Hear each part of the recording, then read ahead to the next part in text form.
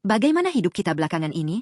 Begitu membuka mata, notifikasi Kakao Talk menanti, lalu neraka kemacetan saat berangkat kerja, dan setelah pulang pun ada lembur atau pekerjaan rumah tangga. Di akhir pekan, kita hanya terbaring karena kelelahan. Kita semua pasti pernah berpikir setidaknya sekali, kapan aku bisa benar-benar beristirahat? Terutama bagi pekerja usia 30-40-an, orang tua yang membesarkan anak, dan para pengusaha. Semua orang mendambakan tempat bernaung yang stabil seperti tanah milik sendiri. Namun kelelahan terus menumpuk. Setelah menaklukkan tanah Kanaan, di Silo, para kepala kaum Lewi datang kepada Yosua dan para pemimpin suku lainnya. Mereka berkata, Tuhan telah memerintahkan dengan perantaraan Musa, supaya diberikan kepada kami kota-kota untuk didiami, dengan tanah-tanah penggembalaan sekelilingnya untuk ternak kami. Yosua 21:1-3. Maka orang Israel memberikan kota-kota dan tanah-tanah penggembalaan itu kepada orang Lewi dari milik pusaka mereka.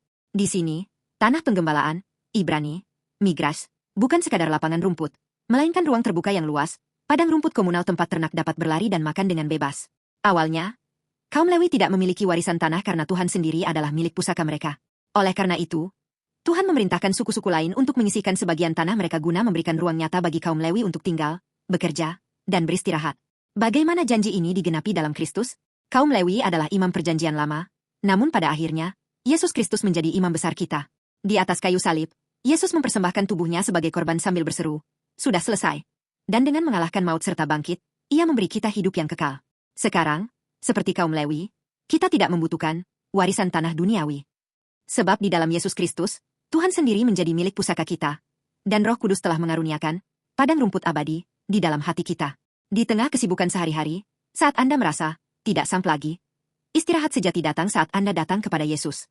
Janji, marilah kepadaku, semua yang letih lesu dan berbeban berat, aku akan memberi kelegaan kepadamu.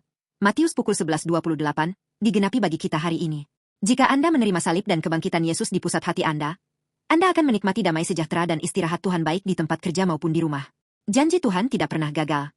Sama seperti Ia memberikan padang penggembalaan kepada kaum Lewi, Ia pasti akan memberikan tempat perlindungan sejati bagi kita di dalam Yesus Kristus. Saya memberkati Anda dalam nama Yesus agar Anda masuk ke dalam tempat perlindungan itu hari ini.